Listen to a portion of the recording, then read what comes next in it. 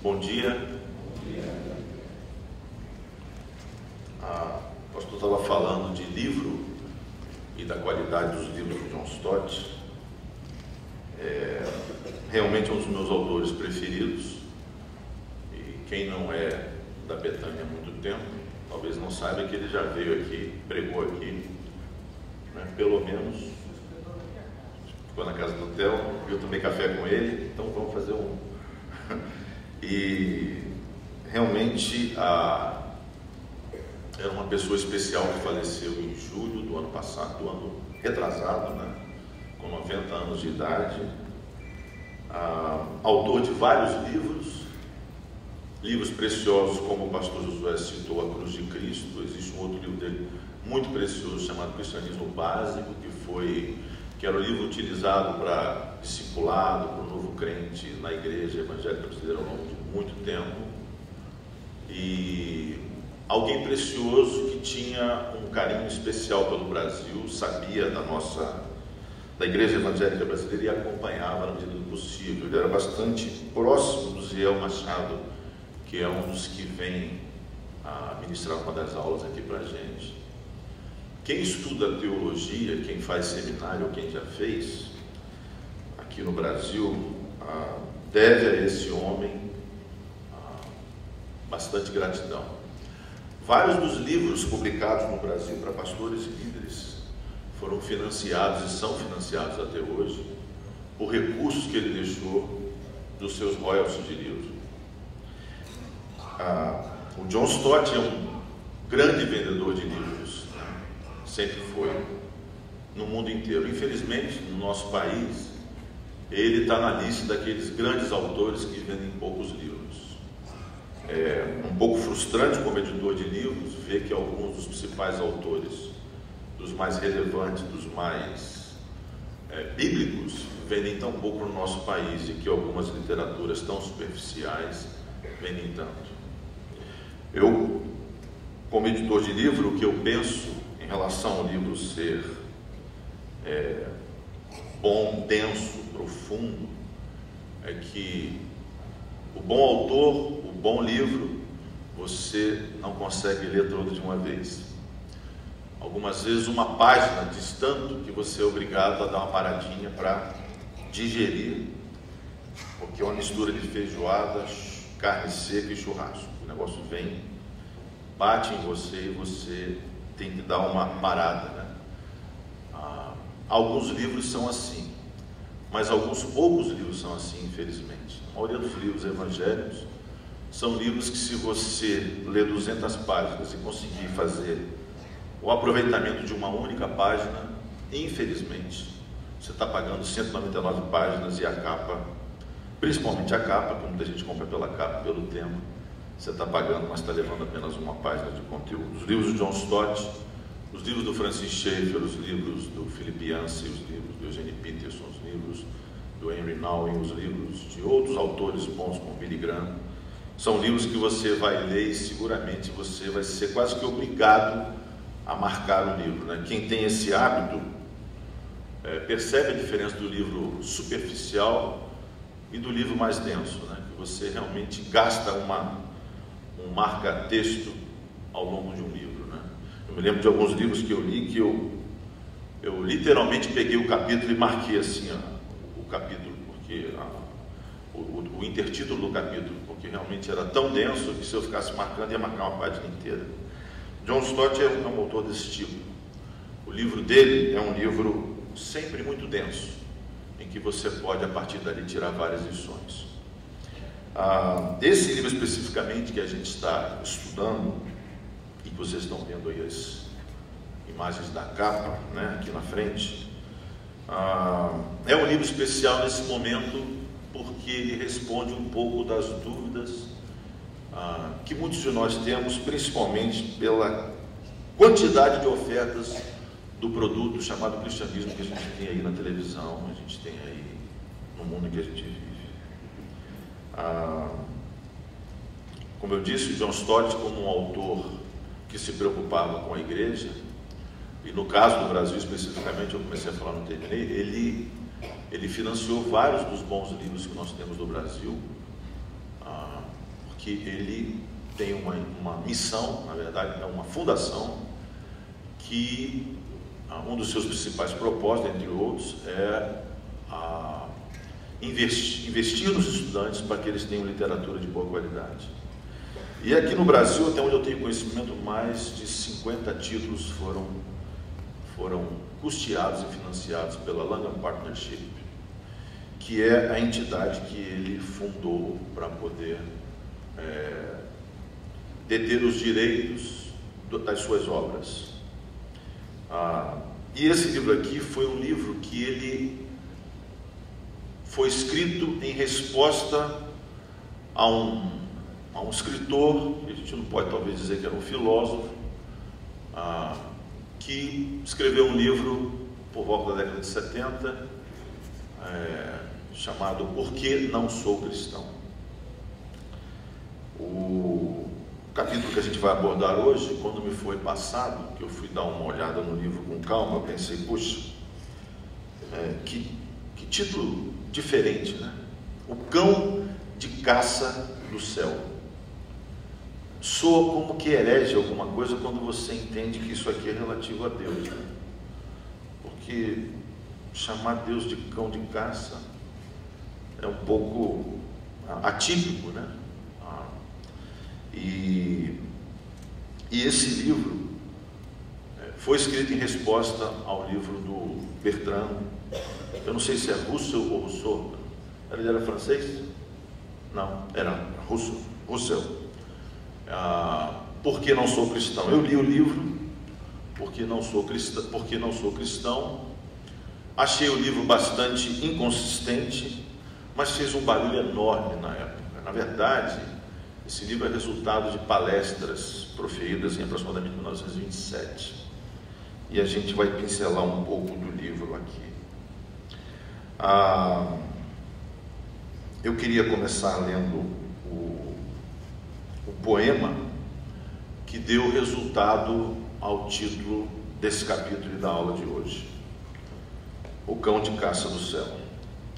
Dele fugi noites e dias adentro, dele fugi pelos arcos dos anos, dele fugi pelos caminhos dos labirintos de minha própria mente, e no meio de lágrimas dele me ocultei, e sob riso incessante, por sobre esperanças panorâmicas corri, e lancei-me precipitado, para baixo de titânicas trevas de temores abissais, para longe daqueles fortes pés que seguiam após mim, mas com desapressada perseguição e com inabalável ritmo, deliberada velocidade, majestosa urgência, eles marcavam os passos, e uma voz insistia, mais urgente que os pés: todas as coisas traem a ti, que traíste a mim. Francis Thompson é o autor desse poema. Nós vamos ler o capítulo 15 de Lucas, versículos de 3 a 7.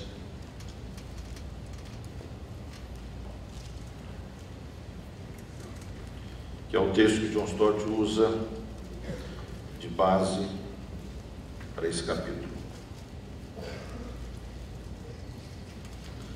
Lucas capítulo 15, versículos de 3 a 7. É a parábola da ovelha perdida.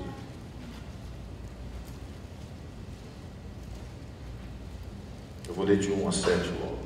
Um grupo de pessoas de reputação duvidosa estava ouvindo Jesus com atenção. Os fariseus e líderes religiosos, incomodados, começaram a reclamar. Ele recebe pecadores e até senta à mesa com eles, como se fossem velhos amigos. Por causa disso, Jesus contou a seguinte história: imagine que um de vocês tenha 100 ovelhas e perca uma delas. Será que não vai deixar as 99 no pasto e ir atrás dela, da que se perdeu? E quando a encontrar, ficará feliz da vida e a levará nos ombros de volta para casa. Vai até chamar os amigos e vizinhos e dizer: vamos comemorar. Encontrei a ovelha que eu havia perdido. Acreditem, há mais alegria no céu pela vida resgatada de um pecador que por 99 pessoas que acham que não precisam de salvação. Vamos orar. Senhor, obrigado pela oportunidade de estar aqui, obrigado por cada um que está aqui, Obrigado pelo privilégio de estar aqui. Obrigado por esse texto que mostra como o Senhor vê as coisas diferentes de nós. E pedimos que o Senhor venha a nos enriquecer, a nos completar, a esclarecer em nossa mente aquilo que a Tua Palavra quer dizer. E abençoe a cada um que está aqui e abençoe também os irmãos que estão em viagem. Em nome de Jesus, amém.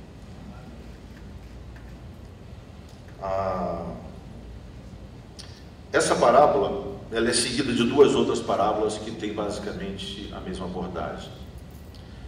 Se você reparou nos versículos 1 e 2, eu li numa versão chamada Mensagem, parafraseada, o pastor Josué tem usado bastante aqui, inclusive.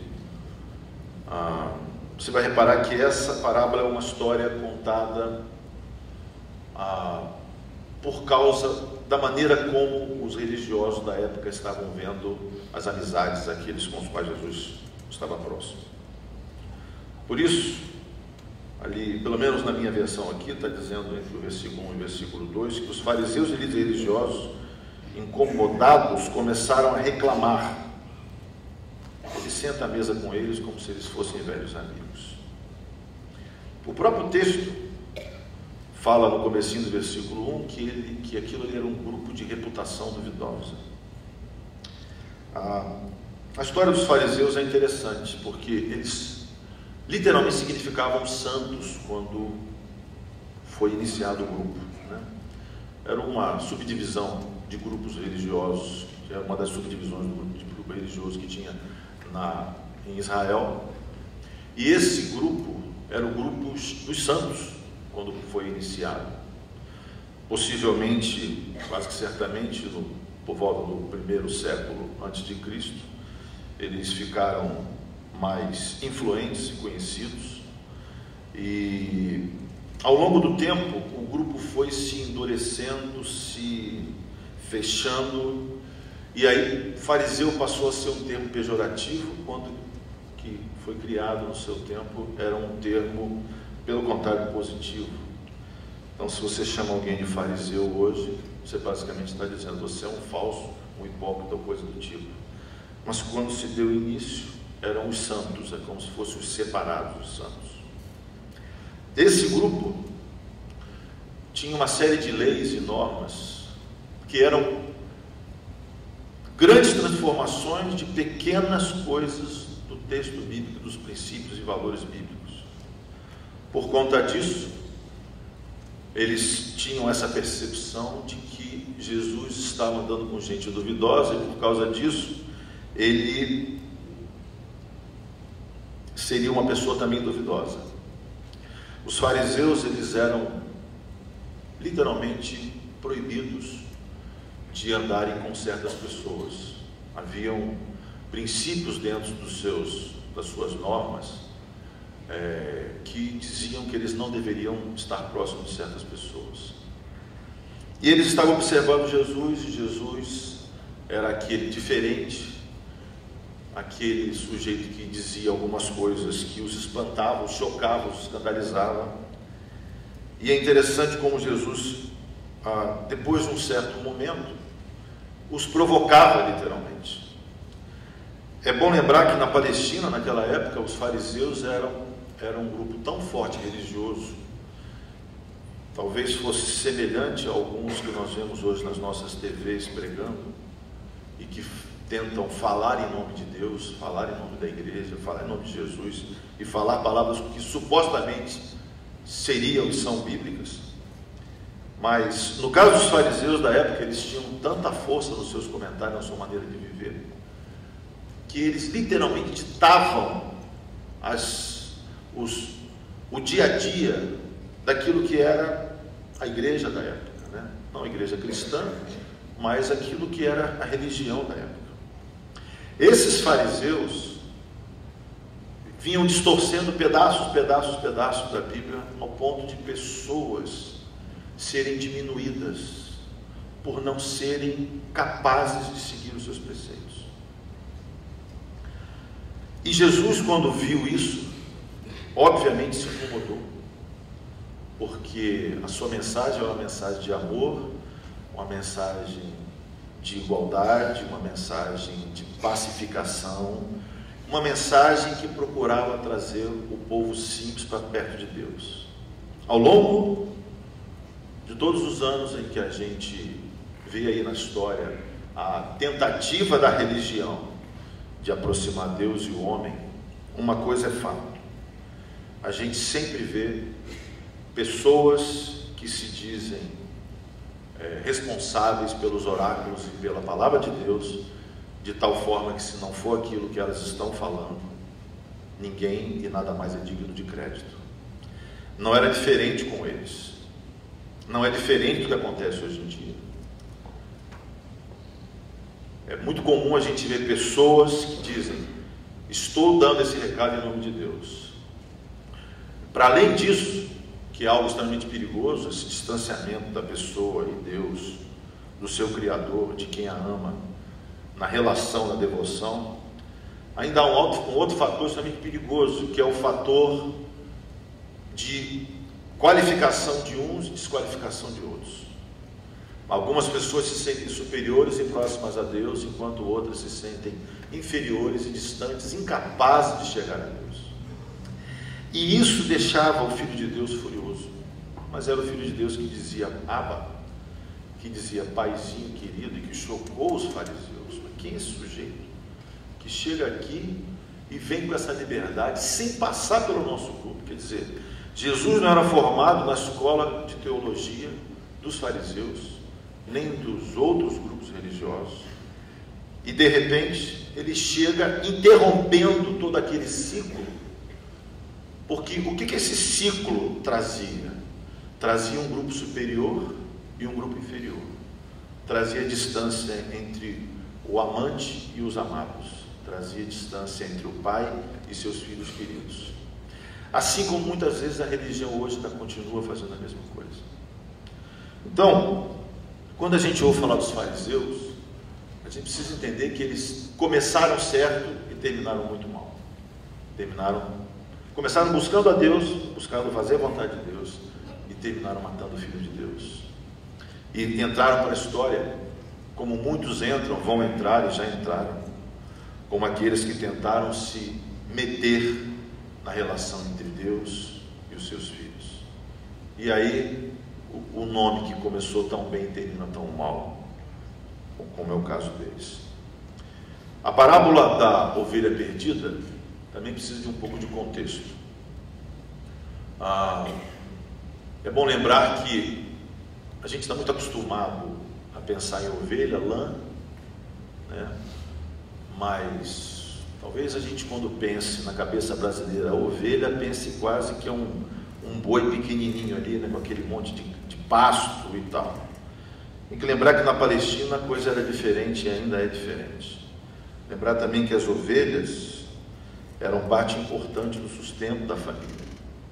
Talvez vocês não saibam, porque eu mesmo não sabia também, tive que fazer um pouco de pesquisa para isso, mas o pastor de ovelhas, na maioria das vezes, ele não cuidava apenas das suas ovelhas.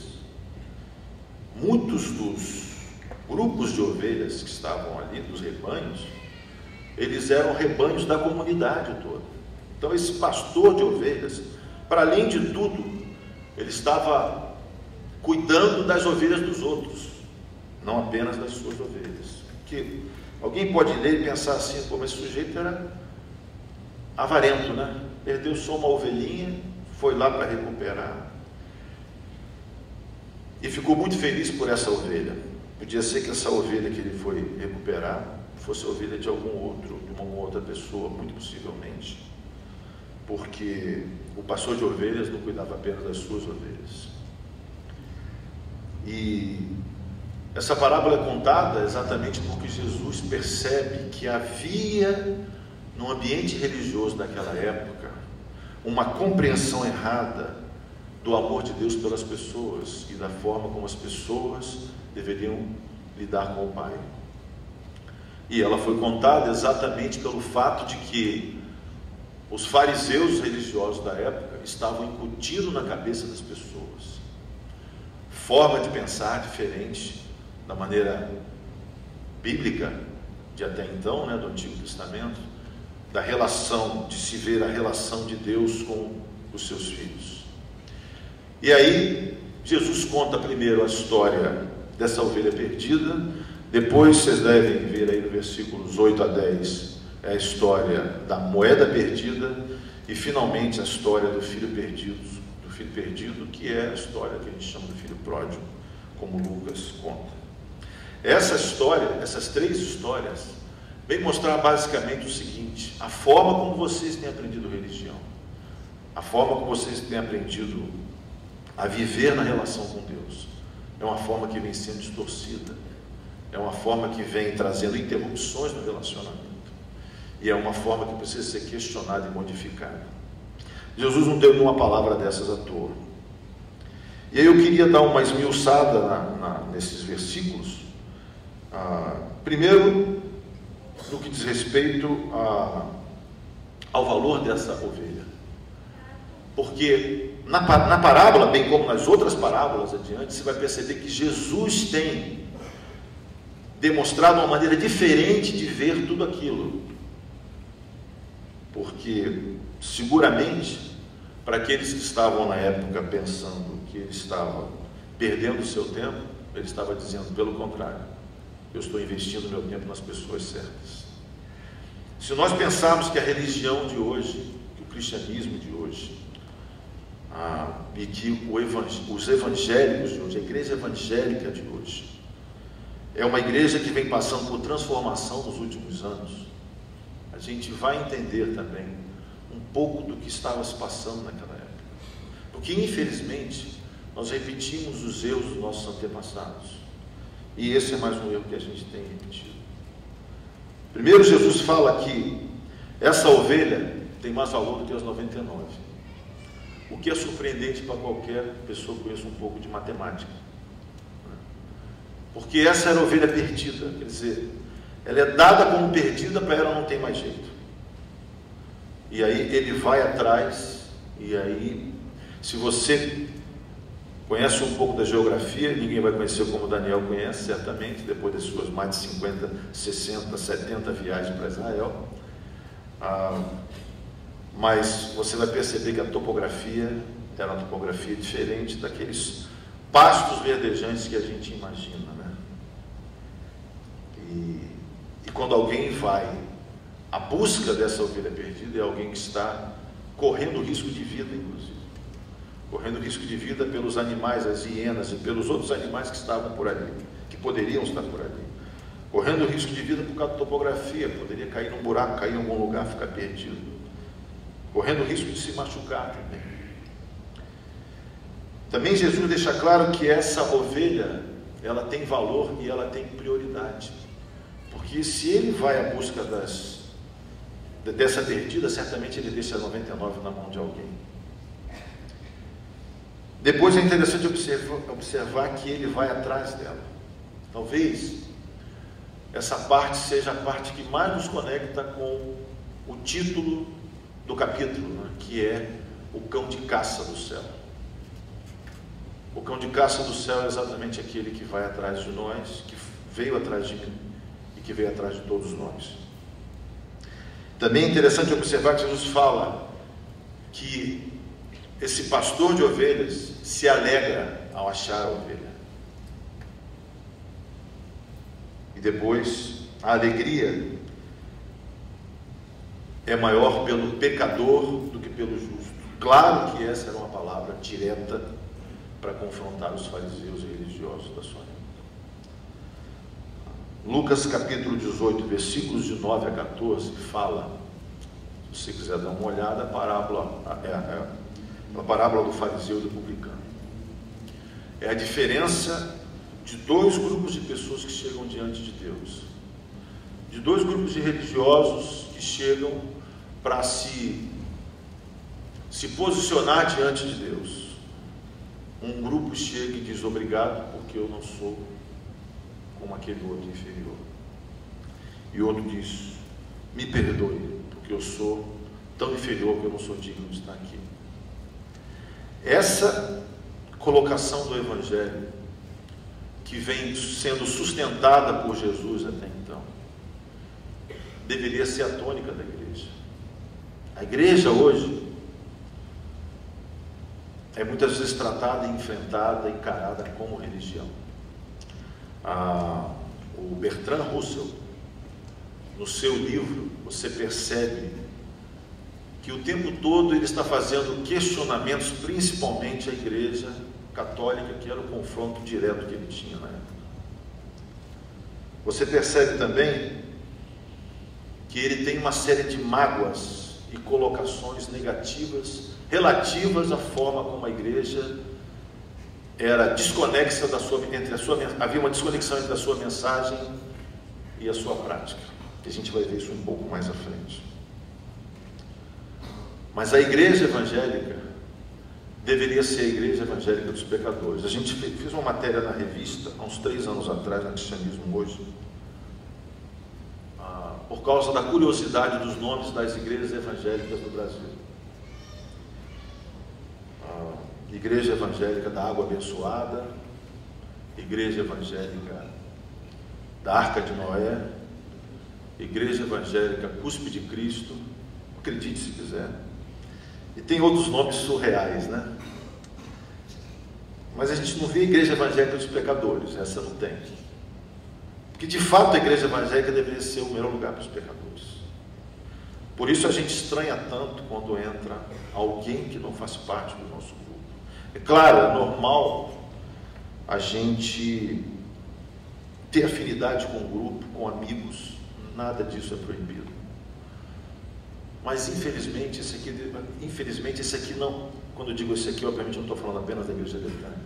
A igreja evangélica infelizmente tem se tornado um ambiente pouco receptivo, amigável para aqueles que não fazem parte dela.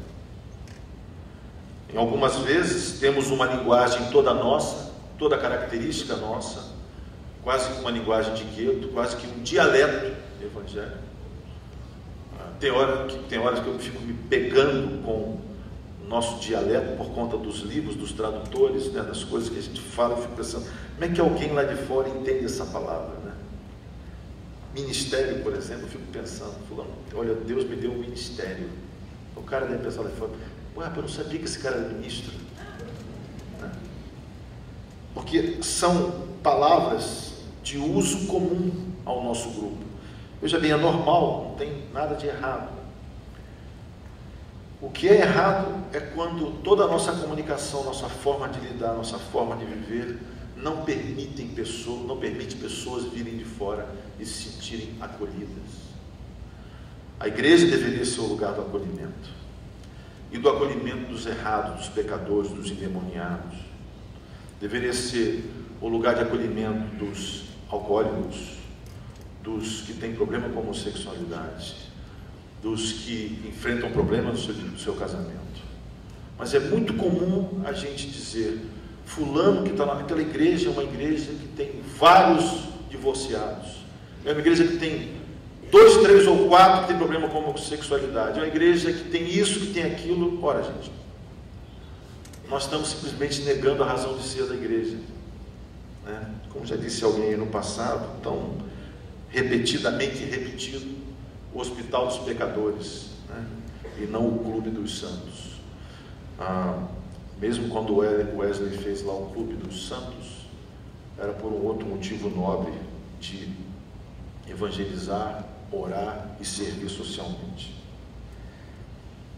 Então, é interessante também que Jesus, quando ele mostra que nessa parábola, quando ele mostra dessa ovelha perdida, ele fala com clareza que de alguma maneira Deus está à procura daqueles que estão longe dele. E é impressionante como ele descarta os justos, os religiosos, os bons, como ele confronta a religião da época, como ele confronta o que estava estabelecido, como ele confronta aquilo que era complicado para ele confrontar, que inclusive levou à morte. E ele sabia de tudo isso. E no final da parábola, acreditem, há mais alegria no céu pela vida resgatada de um pecador que por 99 pessoas que acham que não precisam de salvação. Me lembra quando Jesus fala, assim na terra como no céu. Porque se no céu há profunda alegria, a minha pergunta para mim mesmo é, por que na terra não há tanta alegria? Quando um pecador chega perto da gente, quando um excluído da sociedade chega perto da gente. Por que a igreja se tornou tão refratária a esse tipo de gente?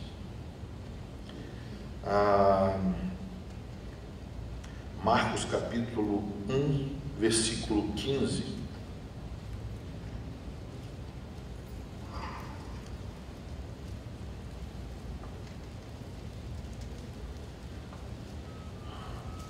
Bom, já faz uns 3 anos que eu não prego na Betânia. Cada viagem, cada volta.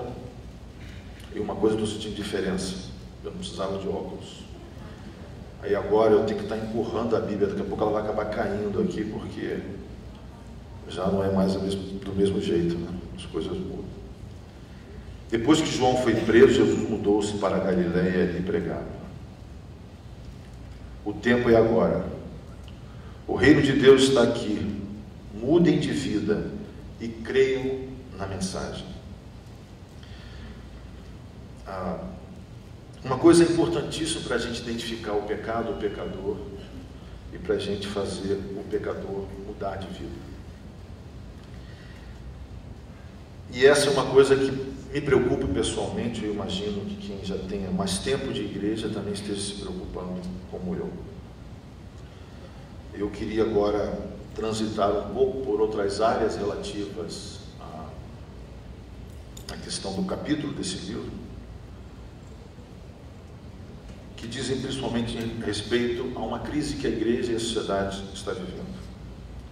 Antes eu queria ler uma frase aqui do Henry Nouwen, que diz o seguinte: Deus se regozija não porque os problemas do mundo foram resolvidos, não porque todo o sofrimento e toda a dor da humanidade acabaram, não porque milhares de pessoas se converteram, estão agora o louvando por sua bondade. Não. Deus se regozija porque um dos seus filhos estava perdido e foi achado. Essa é a essência dessas 3 parábolas. O filho perdido que foi achado. Calbart foi um teólogo importantíssimo do século passado.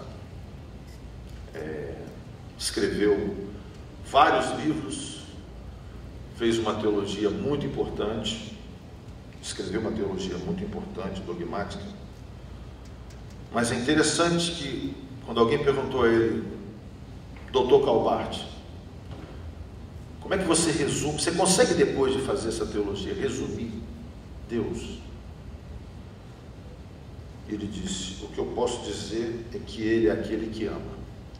Esse foi o resumo que Calbart fez de toda a sua dogmática, toda a sua teologia. Quem conhece sabe que não são poucas páginas, são muitas.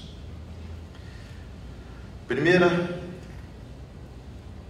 carta de João, na verdade, primeira epístola de João, capítulo 4, versículo 19.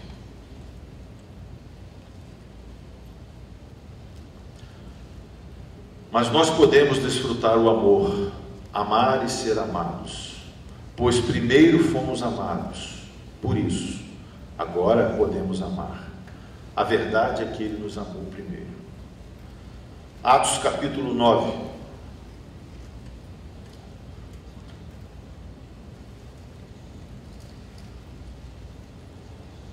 Vou ler alguns versículos.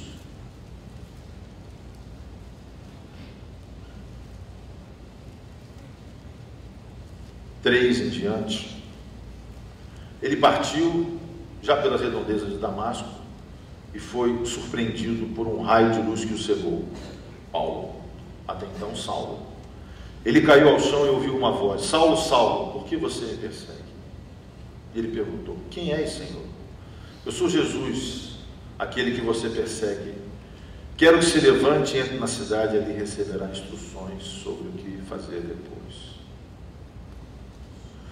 Assim como Paulo, assim como todos os outros, nós fomos primeiro amados para depois amá-lo de volta. E apesar disso, temos extrema dificuldade em amar primeiro para receber de volta depois. Eu queria colocar um pouco dos questionamentos do Bertrand Russell acerca de ser cristão e um pouco do que o Stott questionou no seu livro. Primeiro, lembrando que ele tinha uma visão distorcida do que deveria ser a vida cristã por conta dos erros da igreja da sua época. A primeira coisa que ele dizia era que Jesus não era melhor do que Buda e não era melhor do que nenhum outro líder. Pelo contrário, eu vou ler aqui algumas frases retiradas do livro Porque Não Sou Cristão. Acho que tem a ver com a gente, para a gente pensar se isso é algo que a gente também concorda ou discorda. A meu ver, palavras do Bertrand, há um defeito muito sério no caráter moral de Cristo, e isso é porque ele acreditava no inferno. Quanto a mim, não acho que qualquer pessoa que seja na realidade profundamente humana possa acreditar no castigo eterno. Segundo ponto, Deus não existe. Para ele, Deus não existia. Dizem que a existência de Deus é necessária a fim de que haja justiça no mundo. Na parte do universo conhecemos a grande justiça e não raro os bons sofrem e os maus prosperam. E a gente mal sabe qual dessas coisas é mais molesta. Mas para que haja justiça no universo como um todo, temos de supor a existência de uma vida futura para reparar a vida aqui na Terra. Assim, dizem que deve haver um Deus e que deve haver céu e inferno, a fim de que no fim possa haver justiça. Terceiro ponto que ele questionava no seu livro: a igreja retardou o progresso da humanidade. Quarto ponto que ele questionava: os conflitos com a igreja católica, inquisição, poder, papado e etc. Quinto e último: o medo é a base da crença no cristianismo. A ciência, segundo Russell, pode ensinar-nos, e penso que também os nossos corações podem fazê-lo, a não mais procurar apoios imaginários, a não mais inventar aliados no céu, mas a contar antes com os nossos próprios esforços aqui embaixo para tornar esse mundo um lugar adequado para se viver, em vez da espécie de lugar que as igrejas durante todos esses séculos o converteram. Toda a concepção de Deus é uma concepção derivada dos antigos despotismos orientais. É uma concepção inteiramente indigna de homens livres. Quando vemos na igreja pessoas a depreciar a si próprias e a dizer que são miseráveis pecadores e tudo mais, tal coisa nos parece desprezível e indigna de criaturas humanas que se respeitem. Devemos levantar-nos e encarar o mundo de frente honestamente. Devemos fazer do mundo o melhor que nos seja possível. E se o mesmo não é tão bom quanto desejamos, será, afinal de contas, ainda melhor do que esses outros da igreja fizeram dele durante todos esses séculos. Eu tirei esses comentários e tópicos do site ateus.net. Quando você vê questionamentos como esses, se pergunta: nossa, o cara realmente se arriscou. Em 1927, se eu não me engano, foi quando ele fez essa palestra, até onde eu me lembro, na Inglaterra, um país considerado cristão, o império da época. Ele realmente correu riscos. Alguns seus questionamentos, infelizmente, são questionamentos que vários cristãos têm hoje. Alguns deles eu posso dizer: céu e inferno. Há pouco tempo, acho que tem 2 ou 3 semanas, saiu uma entrevista na revista Veja com Rob Bell, um autor evangélico, foi pastor no estado de Michigan, nos Estados Unidos, numa região considerada conservadora, até certo ponto. Fundou uma igreja que foi modelo de igreja pós-moderna, com bastante bons resultados. Fez alguns vídeos na internet muito bons para a evangelização do homem pós-moderno. Mas quando ele entrou num determinado assunto chamado universalismo, que é uma teoria que diz que no final das contas, Deus vai salvar todo mundo, que não vai ter juízo final, que Deus é amor, e aí todo esse esforço, digamos assim, foi mais uma pressão da igreja do que realmente algo que está na Bíblia. Jesus propôs isso. O nome do livro era Love Wins, O Amor Vence. Nos Estados Unidos foi feito um outro livro chamado Deus Vence, God Wins. Esse livro foi um sucesso foi um sucesso nos Estados Unidos, o Love Wins, e seguramente está sendo um sucesso aqui de toda a Sextante que lançou. De fato, hoje há muita dúvida na cabeça dos cristãos em relação a juízo de Deus, pecado, salvação e morte. Alguns assuntos que a gente vem muito pouco abordando na escola dominical, na igreja, na nossa vida, na pregação. Assuntos que eram extremamente utilizados no passado, com muita veemência e força. Alguns até beiravam os excessos, deixavam pessoas em pânico, principalmente nas 3 últimas décadas do último século, né? Do milênio passado. Já posso dizer que eu atravessei o milênio, e havia um pânico generalizado, medo, temor de que o mundo pudesse acabar. Ora, do jeito que o mundo está bom hoje, para que ele acabar? Ele talvez pudesse acabar na época da inflação, na época daquela semana que teve o confisco da poupança, podia acabar o mundo naquela semana. Talvez para algumas pessoas tenha quase que literalmente acabado o mundo naquela semana. Talvez ele pudesse acabar em outras épocas, mas não numa época como essa de prosperidade, em que, apesar do nosso PIB crescer apenas 1% no ano passado, nos foi prometido que seria mais, mas um novo ano se começa. E há esperança, né, de cada vez mais nós termos aquilo que sonhamos e queremos. Daí a falta de necessidade do mundo acabar hoje. Também, no que diz respeito ao pecado, passou a ser indelicado você pregar aqui na Betânia também. Segundo me consta, não sei se eu estou enganado, pastor, mas a pessoa já andou recebendo reclamação porque algumas mensagens eram muito duras. Alguém andou reclamando acho que o senhor comentou uma vez com a gente, de que pessoas reclamavam porque as mensagens eram muito duras algumas vezes na Betânia, que a gente deveria abrir os braços para receber e recolher as pessoas, não colocar as pessoas para fora da igreja.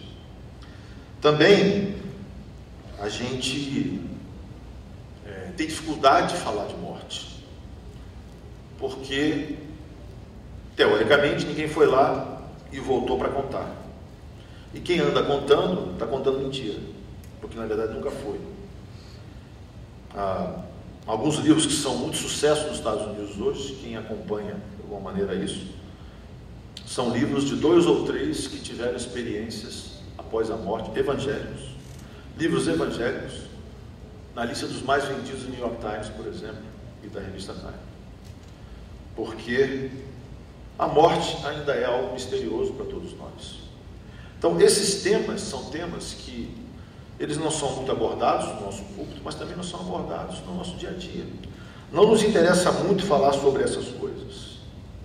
Por isso, a gente teve aí vários vídeos gravados e passados sobre o que é ser cristão.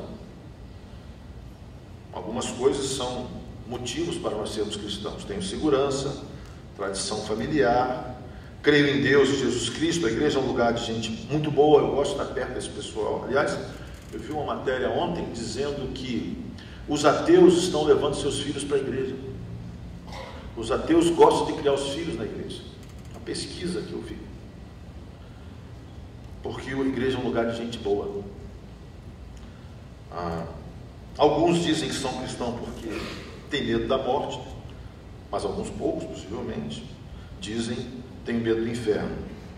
E finalmente, poucos compreendem que de fato nós somos cristãos porque Ele nos resgatou e nos amou primeiro. E aí nós temos hoje 2 crises instauradas que a gente precisa pensar.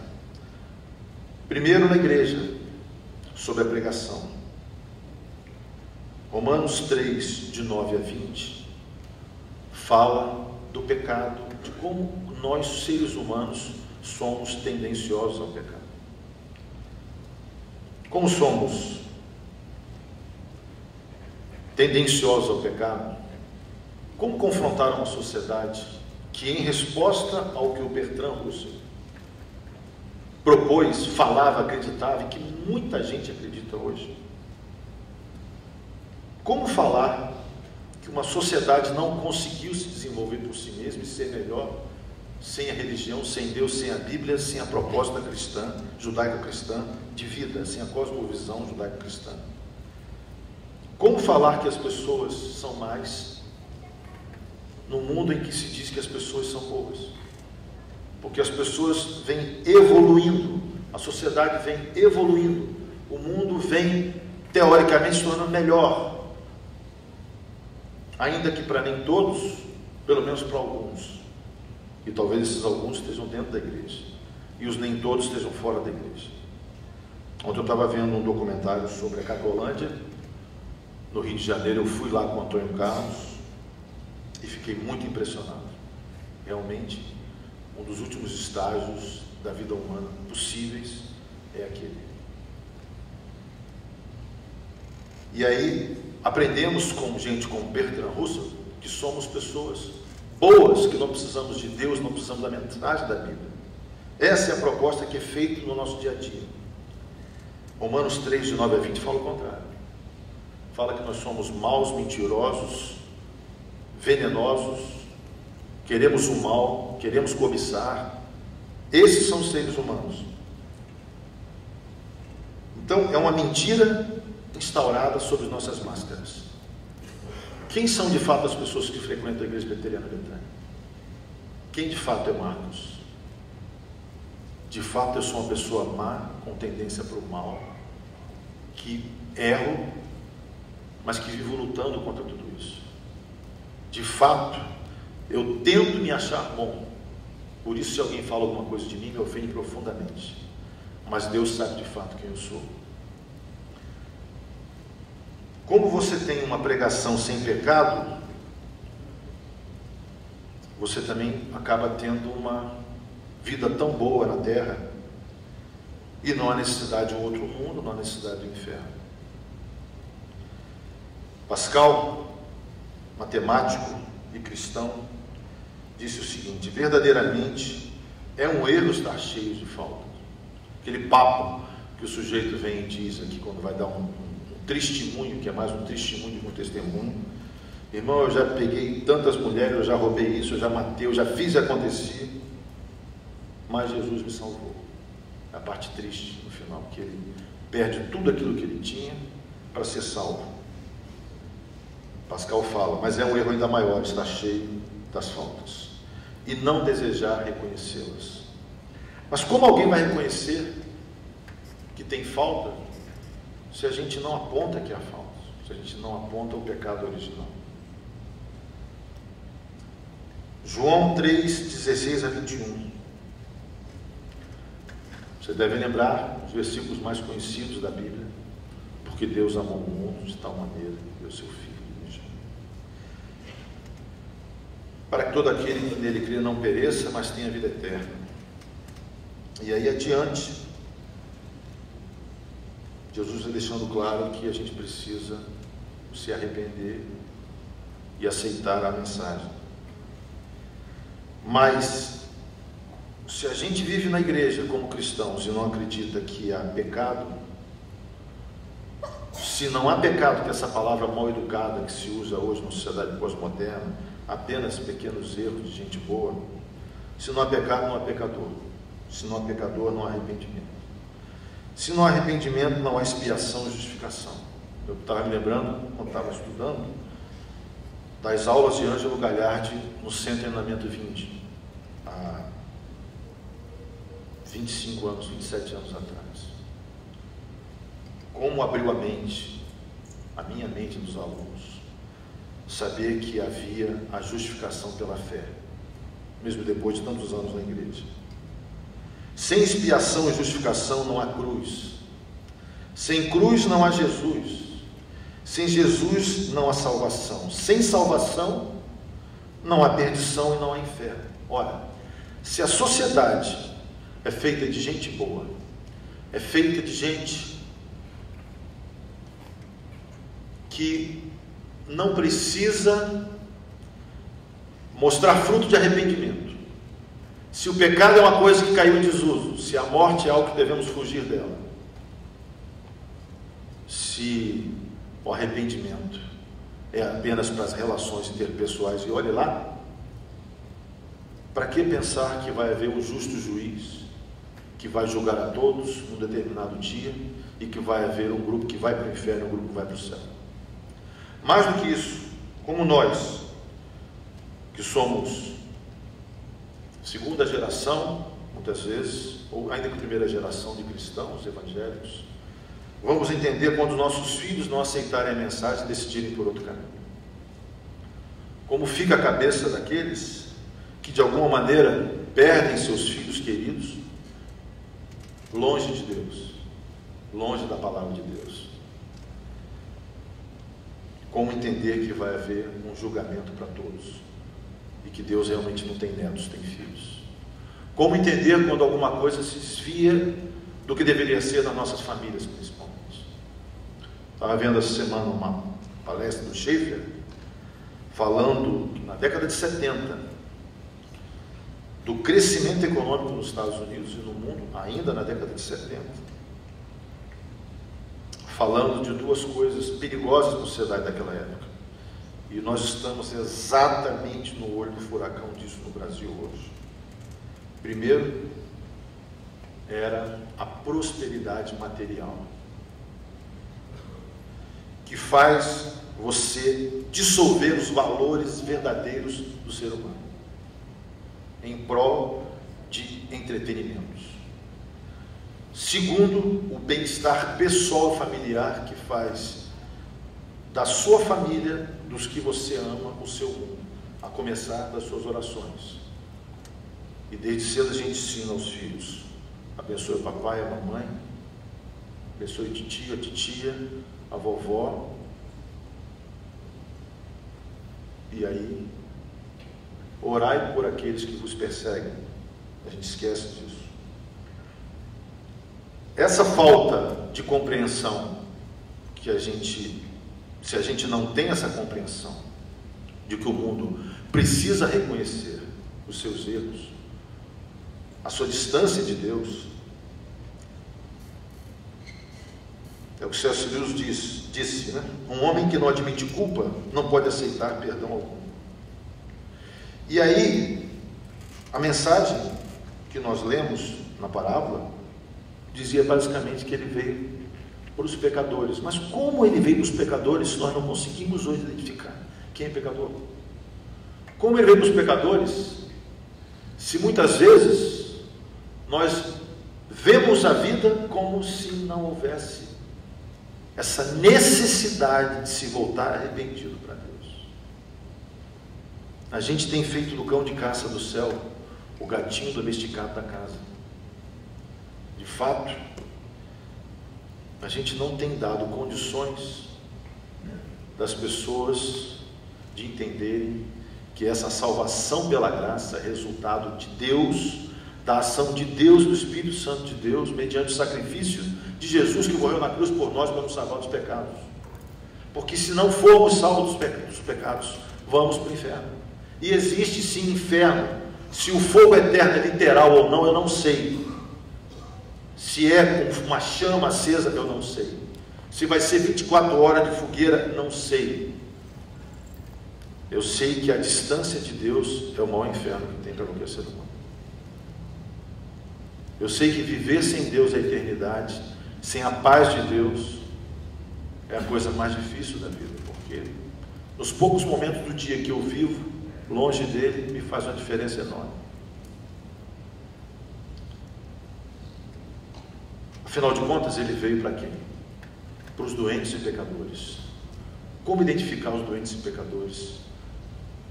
Se nós muitas vezes acreditamos que doentes e pecadores são só aqueles que usam droga, aqueles que têm problema com homossexualidade, aqueles que porventura são fracassados, entre aspas, profissionalmente. Esses dias eu estava pensando em alguns amigos e como é que deve estar a cabeça deles. Amigos que começaram profissionalmente bem, ao longo do tempo foram tendo dificuldades, num mundo difícil, de tanta competição. É difícil alguém se manter no auge profissional por 40 anos de trabalho. Esse dia eu estava fazendo as contas, para eu me aposentar ainda faltam 19 anos. Estou com 46, aposentar com 65, faltam 19. E, gente, nem pensar em aposentadoria, né? Porque, sei, eu acho que quando eu chegar lá, eu trabalhei tanto que não sei. Ainda tem mais 20 anos de guerra pela frente, de competição, né? Porque profissão é competição, nas mais variadas áreas. E quantas pessoas ficam pelo caminho e são mal vistas por nós muitas vezes. Tem aqueles que chegam e dizem: aconteceu isso com ele porque Deus está colocando ele em prova. Não, Deus está colocando a gente em prova todo dia. Até quando você é presidente do banco, você está sendo colocado em prova todo dia. Você não está sendo colocado em prova porque você perdeu o emprego. Você é colocado em prova todo dia quando você tem emprego, para você ser cristão, para você dar seu testemunho, para você falar a verdade. Uma corte nos Estados Unidos essa semana, só uma coisa rápida, absolveu um executivo cristão porque ele contratou uma menina, uma assistente. Ela estava muito bonita e insinuante para ele demitiu. Falou: vou demitir para não acabar com o meu casamento. E aí ela foi para a justiça. E perdeu de 7-0. A crise instaurada na sociedade pós-moderna é semelhante e se conecta com a crise instaurada na igreja. Primeiro, segunda carta de Paulo a Timóteo, capítulo 3, versículos de 1 a 9.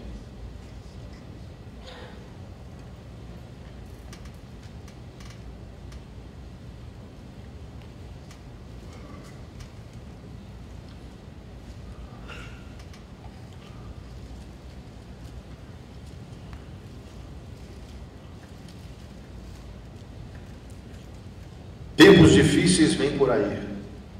Vem por aí. Não seja ingênuo. Tempos difíceis vêm por aí. À medida que o fim se aproxima, os homens vão se tornando egocêntricos, loucos por dinheiro, fanfarrões, arrogantes, profanos, sem respeito para com os pais, cruéis, grosseiros, interesseiros, sem escrúpulos, irredutíveis, caluniadores, sem autocontrole, selvagens, cínicos, traiçoeiros, impiedosos, vazios, viciados em sexo e alérgicos a Deus. Eles vão fazer da religião um espetáculo, mas nos bastidores se comportam como animais. Fique longe deles. Eu gosto muito dessa frase de Agostinho de Hipona. Eu acho que ela é muito importante no momento em que a gente vive, em que as pessoas sentem pouca falta de coisas, ou que já conquistaram tudo com extrema facilidade. Ainda me lembro do tempo em que a gente, para comprar uma monareta, fazia economia por muito tempo. O pessoal que está rindo é tudo da minha idade, que sabe o que é monareta. O pessoal novo não sabe o que é isso. É uma bicicleta. Esqueci de falar. Vanderlei não sabia. Juntava para comprar uma monareta, ou tinha que ficar o ano inteiro pianinho, aquela promessa de Natal: se você ficar comportado, ano que vem eu vou te dar uma monareta. Nada comparado aos presentes que nós damos aos nossos filhos de classe média hoje. Deus dá quando encontra mãos vazias, disse Agostinho de Hipona, um dos maiores teólogos da história da igreja. Um homem com as mãos cheias de pacotes não pode receber um presente. De fato, numa sociedade que acha que já tem tudo que precisa, para que a salvação? Talvez essa seja uma das grandes crises, né, do continente pós-cristão, que é a Europa. Porque, de alguma maneira, eu tenho tudo. O que eu preciso de Deus?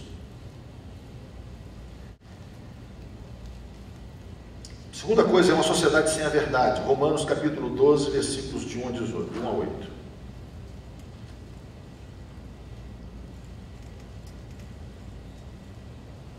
Portanto, com a ajuda de Deus, quero que vocês façam o seguinte: entreguem a vida cotidiana, dormir, comer, trabalhar, passear, a Deus como se fosse uma oferta. Receber o que Deus fez por vocês é o melhor que podem fazer por Ele. Não se ajustem demais à sua cultura, a ponto de não poderem pensar mais. Olha aí, se você se ajusta demais à cultura que está em volta de você, você mal consegue pensar para fora da caixa, mal você pode questionar o que está sendo feito. Uma sociedade sem a verdade é uma característica da nossa sociedade. Por isso a distração e o entretenimento é tão importante na nossa sociedade. Por isso o consumismo e a tecnologia são marcas da sociedade que nós vivemos. Por isso tanto tédio, tanto remédio. Por isso tanto Prozac, tanto Rivotril, tanto remédio para poder suportar as dificuldades da vida. Obviamente tem gente que precisa, mas eu, no meu caso, conheço pessoas que não conseguem dormir sem Rivotril. Uma família inteira que só dorme com Rivotril. Eu não sei se é muito forte, se é muito fraco, não usei, mas sei que tem gente que depende disso. O estresse, o ódio do mundo, o ódio de Deus, o ódio do chefe, o ódio de quem não faz aquilo que você quer. Porque num mundo em que você com controle remoto muda a televisão, com ar-condicionado muda a temperatura, com o seu carro e com o avião você se desloca com extrema rapidez, que antigamente se levavam 70 dias para ir de um lugar para o outro, você acha que tudo está nas suas mãos. Mas finalmente essa é uma sociedade que só tem um temor: a morte. A morte que está aí à vista todo dia, seja com as chuvas de verão que estão chegando, seja com os assaltos nas esquinas, com as balas perdidas, com todas as inseguranças que aí sim fazem a classe média se movimentar. Opa, está chegando perto de mim. Uma das coisas que eu mais ouço na televisão, vocês devem estar percebendo a mesma coisa, de famílias de evangélicos, inclusive, quando vai para a televisão, fala de alguma morte, uma bala perdida ou coisa do tipo. Aconteceu essa semana de novo e diz: olha, eu ouvia dizer sobre isso, mas não tinha ideia até acontecer na minha família. Esse é o nosso caso. Nós, como disse o Schaeffer, somos uma sociedade que os pequenos grupos se autoprotegem. E a coisa só faz um efeito grande quando toca na gente. Eu não vou mentir para vocês, é o meu medo de todo dia. Se eu passar o dia sem orar, quando meus filhos, minha esposa saem de casa, eu tenho que pelo menos orar por isso. Confesso que eu não me preocupo tanto quanto eu saio. Mas quando eles saem, chegando 1 hora, 2 horas da manhã, 3 horas da manhã, só Deus sabe, porque realmente a gente não sabe. E o que a gente tem que fazer nessa hora é dizer: Deus, protege. Porque se aconteceu com o filho de alguém, pode acontecer com o meu filho. Esse é o mundo que a gente vive. Esse é o temor que a classe média tem. Diante de tudo o que a gente viu e ouviu aqui nesses minutos, pouca coisa nos amedronta, pouca coisa nos choca. O crack possivelmente não afetou ninguém que está aqui, direta nem indiretamente. As drogas, talvez por perto, mas as drogas sociais, digamos, são aceitas por todos, seja o álcool, seja a maconha, seja qualquer outro, os remédios, ou o entretenimento como droga social também. Nada disso me afeta. O que me afeta? Me afeta quando eu sou tocado por aquilo que eu não tenho controle, a morte. Aí, essa perda me leva no mais profundo abismo e pulso. Aí realmente eu balanço. Essa é a hora que aí Deus tem que ser Deus. Apesar de todos os meus erros, faz um milagre em mim. Você deve ter ouvido aí na época do sucesso dessa música, que o traficante era enterrado ao som do Faz um Milagre em Mim, do Regis Danese. Entra na minha casa, entra na minha vida sara todas as feridas. Claro, qualquer coisa pode acontecer na sociedade atual, menos tocar naquilo que realmente me importa. Estava lendo uma outra coisa, desculpa eu citar tanta coisa que eu estava lendo, mas eu vivo de ler. Então, o professor Josué cita música porque ele vive de música. Eu vejo o Henrique, ele tocando, falo, se eu pudesse, mas eu até tenho violão bom, mas já vi que não dá, tem que vender. Mas eu estava lendo que há mais uma dessas pesquisas, né, mostrando que o medo da morte é algo que faz as pessoas mudarem de comportamento. E possivelmente só isso faça a gente se movimentar em algumas coisas na igreja. Já finalizando, Mateus capítulo 5, de 13 a 16, é um texto também que a gente já está muito acostumado a ler.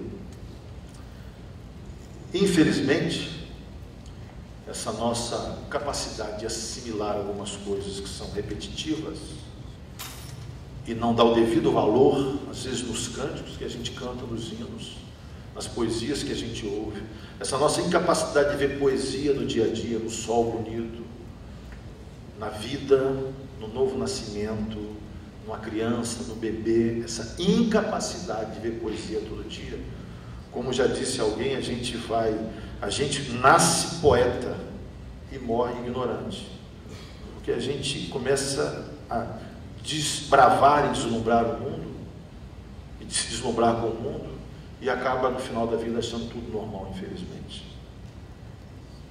Mateus 5, de 13 a 16, mostra que às vezes nós deixamos as coisas do jeito que estão, sem pensar em nada de mudança, e não fazemos o nosso papel como igreja. É uma igreja sem relevância. Tudo continua da mesma forma e vai continuar assim.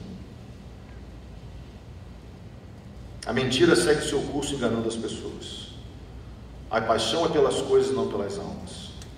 Consequentemente, você vê um mundo sem graça de Deus, sem poesia. Para finalizar, ou quase finalizando, Filipenses disse o seguinte: a graça é o melhor presente que o cristianismo dá ao mundo. Ela é uma boa nova espiritual em nosso meio, exercendo força maior do que a vingança, mais forte que o racismo e mais forte que o ódio.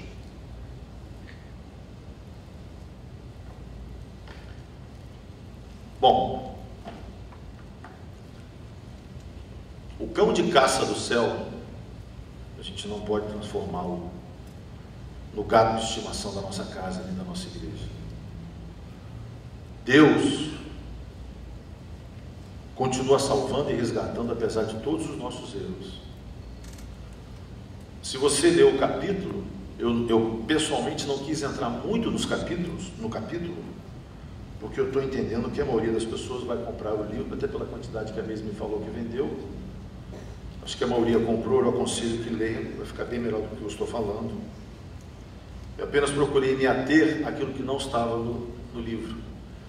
Basicamente, esse capítulo do livro fala o testemunho do alcance de Deus na vida das pessoas, de algumas pessoas citadas ali, pelo John Stott.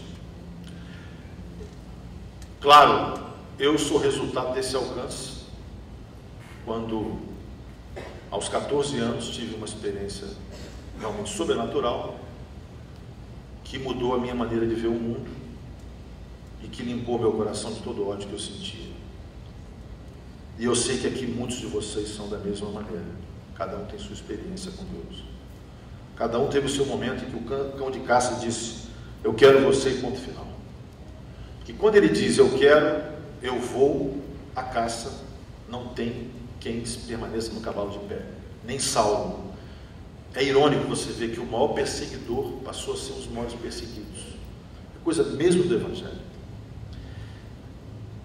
Mas é importante a gente entender, irmãos, que há certos valores que estão sendo perdidos. Consequentemente, a gente mantém os corações das pessoas que não fazem parte do nosso grupo aqui na igreja do mesmo jeito. Uma dessas coisas é a falta de percepção de que todo ser humano é pecador, todo ser humano precisa ser justificado pela fé, todo ser humano precisa ser salvo pela graça de Deus. Todo ser humano precisa passar pela cruz de Cristo. Mas para que cruz, se eu não quero sofrimento? Quem está sofrendo, segundo a concepção de muitos, é porque Deus está colocando na prova. Quem está sofrendo é porque está afastado de Deus.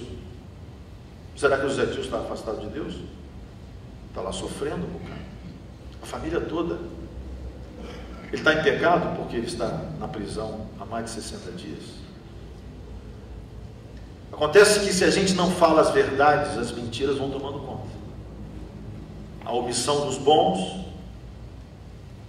e a força dos maus que vão ocupando os espaços.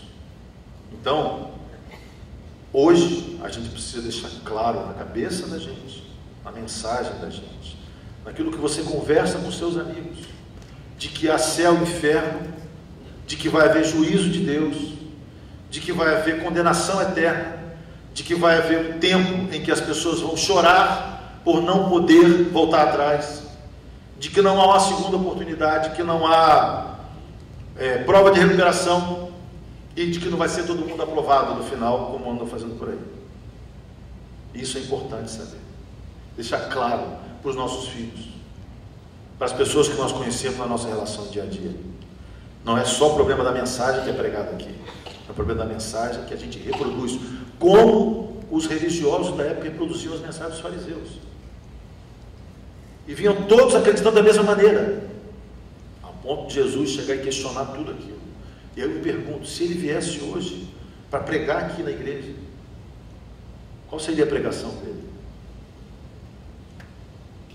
Porque uma coisa é fato, nós precisamos mostrar a graça de Deus. Mas como mostrar a graça de Deus se a gente não mostra o desgraçado sem Deus primeiro? Porque para ver a graça, há o desgraçado sem Deus, aquele que não tem a graça de Deus, que não conhece a Deus. Para mostrar a graça, para mostrar o amor de Deus, é preciso ser claro e mostrar que quem não aceita Jesus como Senhor e Salvador não vai poder ter relação com Deus. Não adianta fazer joguinho com as palavras do cristianismo, nem com a Bíblia, a ponto de dizer, não, mas espera aí, ele é gente boa, nunca foi preso à toa, nunca fez mal nenhum, dá metade do que tem aos pobres. Para que ele precisa de Jesus? Para que ele precisa de experiência? Para que ele precisa nascer de novo? Ora, peraí, essa é uma outra palavra esquecida. Novo nascimento, conversão, mudança de mente, cosmovisão cristã diferente. Essa é a vida cristã verdadeira. A outra é a falsa, de um mundo que vive à procura de entretenimento, e pasmem vocês, inclusive religioso.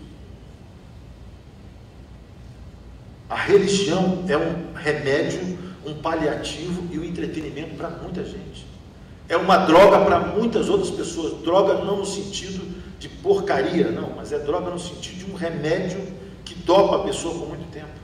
Ela não encara a realidade da sua vida porque é dopada pela religião que pratica.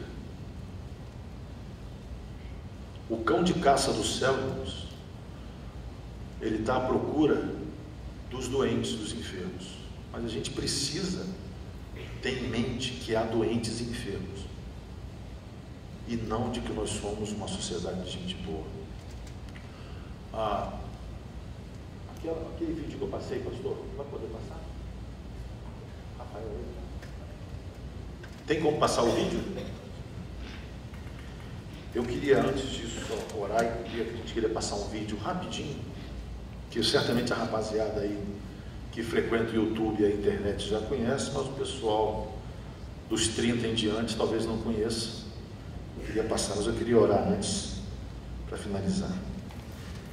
Senhor, muito obrigado pela oportunidade de ter estado aqui com os irmãos. Muito obrigado pela oportunidade que estamos tendo aqui nessa escola dominical, pelos irmãos que vêm nas próximas semanas para nos abençoar e compartilhar conosco, gente como o pastor Vanderlei, o pastor Theo, o pastor Josué, e o Ricardo Bitum, o Carlos Queiroz e o Osmar, Muito obrigado, Senhor, por cada um desses, pelo Ângelo também. E obrigado pela oportunidade de a gente aprender um pouco mais sobre o que é ser cristão nesse livro. Obrigado também, Senhor, porque o Senhor nos amou primeiro. E isso é a coisa mais importante que a gente recebeu, Senhor. Em nome de Jesus, amém.